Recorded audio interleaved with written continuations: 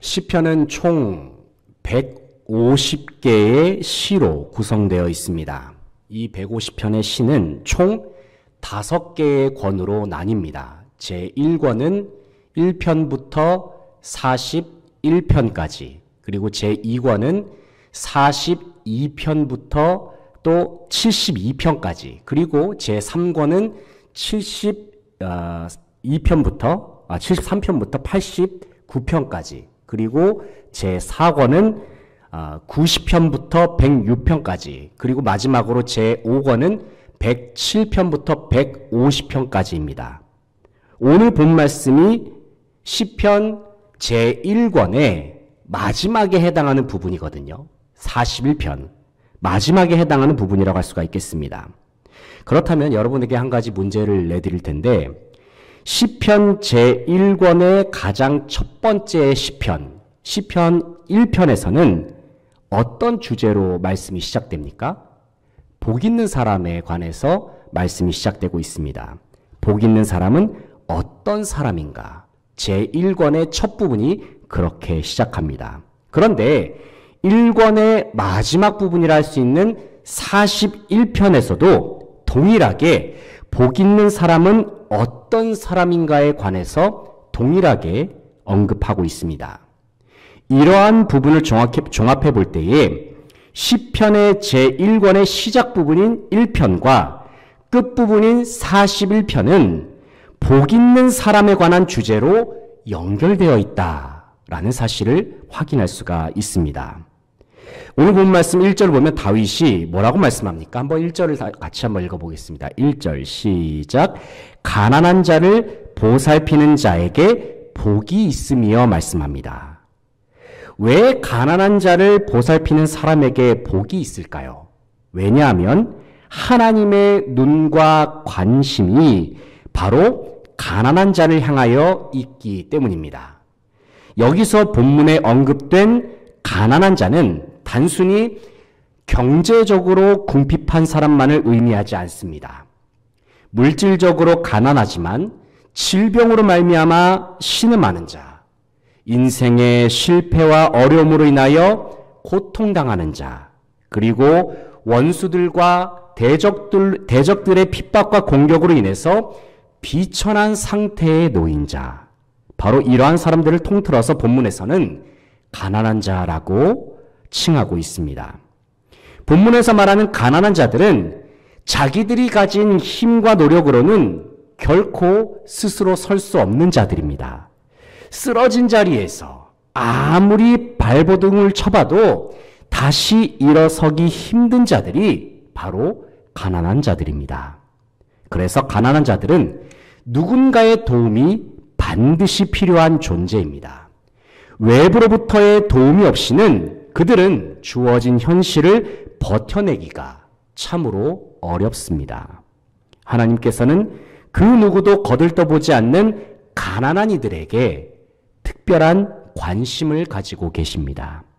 그리고 하나님께서는 주님의 마음을 가지고 가난한 이들에게 관심을 가지고 그들을 돌보는 모든 사람들의 인생 속에 복을 내려주시겠다 약속하여 주십니다.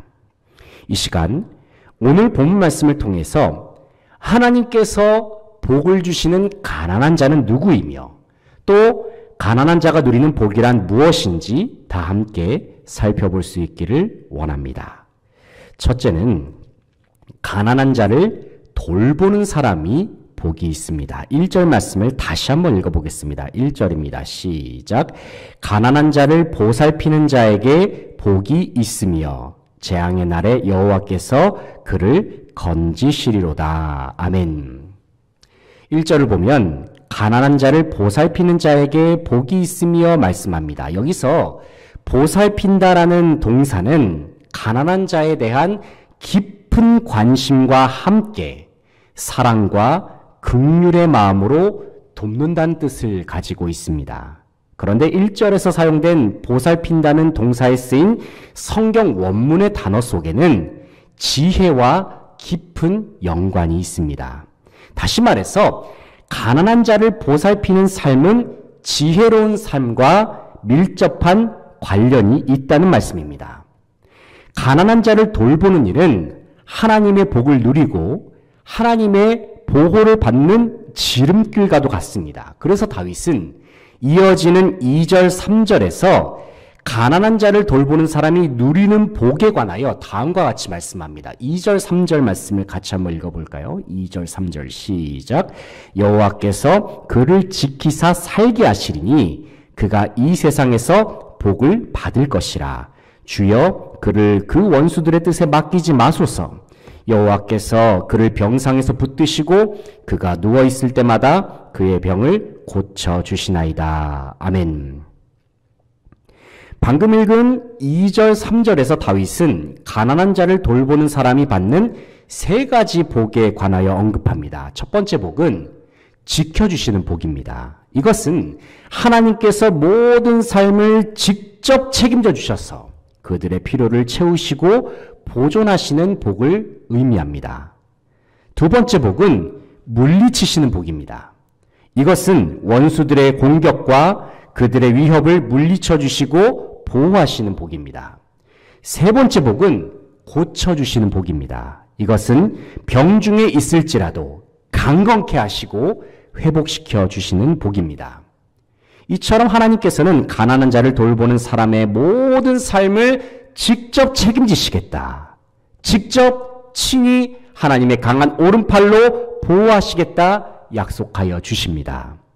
잠언 19장 17절 말씀을 보면 가난한 자를 불쌍히 여기는 것은 여호와께 꾸어드리는 것이니 그의 선행을 그에게 갚아주시리로다 말씀합니다. 이런 의미에서 가난한 자를 불쌍히 여기는 것은 하나님의 복을 모든 삶 속에서 급속도로 누릴 수 있는 첩경이라고 할 수 있습니다. 하나님의 관심이 가난한 자들에게 있고 또 하나님의 관심은 그들을 돕는 자들에게 있습니다. 그러므로 사랑하는 성도 여러분, 우리 주변에 있는 가난한 이들을 돌아보고 또 그들을 돌보는 삶으로 나아가서 주님께서 예비하시는 풍성한 복을 다 함께 누리는 모든 성도들 되시기를 소망합니다. 둘째는 가난한 마음을 가진 자가 복이 있습니다. 4절 말씀을 함께 읽어볼까요? 4절입니다. 시작. 내가 말하기를 여호와여 내게 은혜를 베푸소서. 내가 주께 범죄하였사오니 나를 고치소서 하였나이다. 아멘. 4절에서 다윗은 내가 말하기를 여호와여 내게 은혜를 베푸소서. 내가 주께 범죄하였사오니 나를 고치소서 말씀합니다. 당시 다윗은 영과 육이 질병으로 인해서 쇠약해진 상태였습니다. 그리고 다윗은 자신의 질병으로 말미암아 고통당하는 원인이 자신이 하나님 앞에서 저지른 죄악 때문이었다라는 사실로 밝히고 있습니다.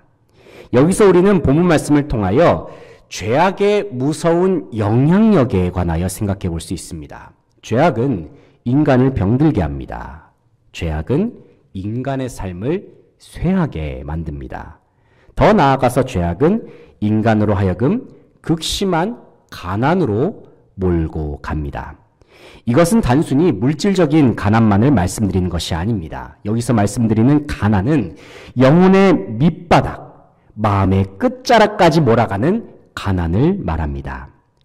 죄악이 인간의 삶을 파괴하는 이유가 무엇입니까? 왜냐하면 그것이 죄악의 본질이요 속성이기 때문입니다. 죄악 그 자체의 힘이 인간의 삶을 파괴하는 능력이 있습니다. 그뿐만 아니라 죄악이 있는 곳에는 거룩하시고 죄를 미워하시며 생명과 복의 주관자 되시는 하나님께서 그곳에 함께 하실 수 없습니다.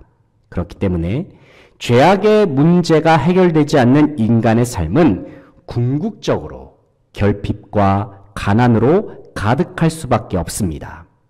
제 아무리 겉으로는 물질적인 풍요를 누리는 것처럼 보이고 인생의 재미와 즐거움을 누리는 것처럼 보인다 하더라도 근본적인 죄악의 문제를 해결하지 못하면 여전히 인간의 삶은 공허할 수밖에 없습니다.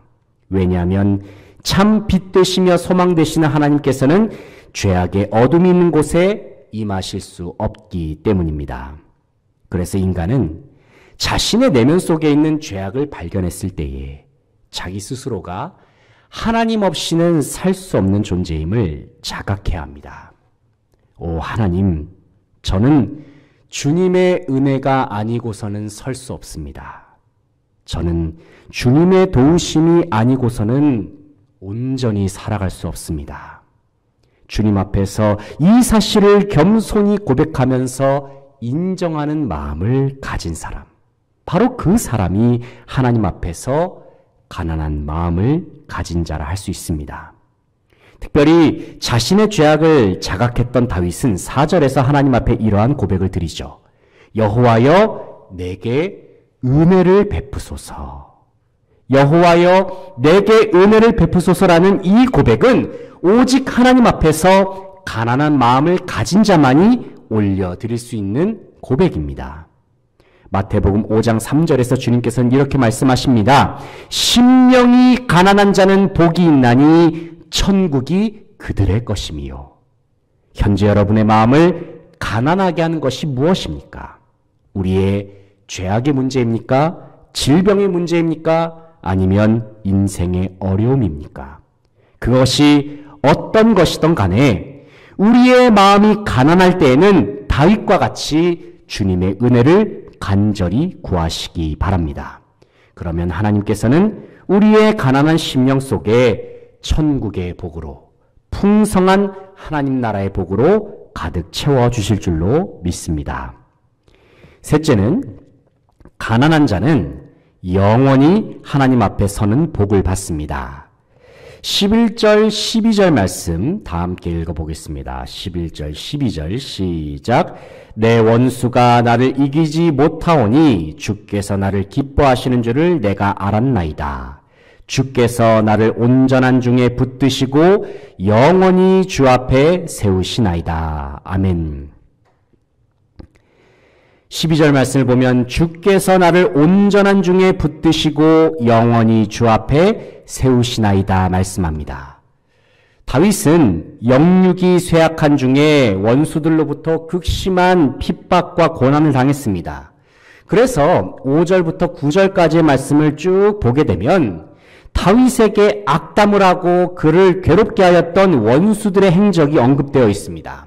그 중에서도 특히 9절 말씀을 보면 다윗은 원수들이 자신을 핍박하고 또 배반하는 모습을 가리켜서 나의 가까운 친구도 나를 대적하여 그의 발꿈치를 들었다라고 표현합니다.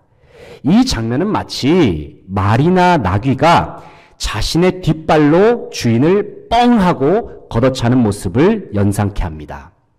특별히 9절에 언급된 발꿈치를 들었다라는 표현은 가룟 유다가 예수님을 배반하는 장면을 예언하는 구절이기도 합니다.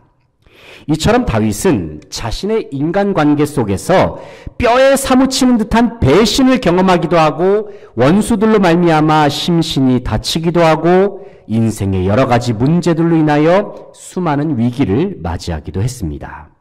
하지만 다윗은 인생의 다양한 고난과 역경 속에서도 결국에는 하나님께서 최종적으로 허락하시는 승리의 영광을 바라보았습니다. 12절에서 나를 온전한 중에 붙드시고 라는 표현은 현재의 비참한 상황과 빈약하고 곤궁한 상태를 완전하게 회복시켜 주시는 하나님의 은혜를 말합니다. 또 12절 하반절에서 영원히 주 앞에 세우시나이다 라는 표현은 모든 대적들의 공격을 물리쳐 주셔서 결국에는 완전한 승리, 영원한 승리를 허락하시는 하나님의 복을 다윗은 바라보며 찬양하고 있습니다. 사랑하는 성도 여러분, 저와 여러분에게는 현재의 고난과 어려움을 이기고도 남음이 있는 영원한 승리, 완전한 승리가 예비되어 있음을 믿으시기 바랍니다. 하나님께서는 우리 한 사람 한 사람을 결국에는 주님 앞에 영원히 서게 하셔서 우리의 가난한 마음을 부욕해 하시고 우리의 모든 눈물을 닦으시고 우리의 가난한 심령 속에 충만한 기쁨과 위로와 평안으로 채워주실 것입니다. 주님 앞에 영원히 서게 될 그 날을 다 함께 바라보면서 오직 주님께만 모든 영광을 돌려드리는 저와 여러분 되시기를 간절히 바라고 소망합니다. 사랑하는 성도 여러분, 하나님께서는 가난한 자를 돌보시고 지키시는 분이십니다. 가난한 자는 하나님의 은혜 없이는 결코 살 수 없는 사람입니다. 우리는 자기 스스로가 하나님 없이는 살 수 없는 가난한 자와 같음을 겸손하게 인정해야 합니다. 그리하여 우리는 가난한 심령으로 주님을 바라보아서 하늘나라의 충만한 복을 다 함께 누려야 할 줄로 믿습니다. 특별히 하나님께서는 주님만 바라보며 사는 저와 여러분이 주님의 마음을 가지고 이 땅의 가난한 자들을 돌보면서 살기를 원하십니다. 그리고 가난한 심령으로 날마다 하나님의 은혜를 구하면서 살기를 바라십니다. 바로 그리하면서 살 때에 주님께서는 저와 여러분의 삶 속에 복을 허락하시고 영원토록 주님 앞에 서서 살 수 있는 은혜를 주시겠다 약속하셨습니다. 가난한 자로서 하나님의 은혜를 구하십시오. 가난한 자로서 또 다른 가난한 이들을 돌보십시오. 그리고 가난한 자로서 영원한 하늘나라의 복을 기대하면서 살아가십시오. 주님께서는 가난한 심령으로 살아가는 저와 여러분의 삶을 영원토록 지키시고 보호하여 주십니다. 주님께서 예비하시는 가난한 자들에게 부어주시는 풍성한 은혜가 우리의 삶 속에 언제나 넘쳐나기를 간절히 바라고 소망합니다. 함께 기도하시겠습니다.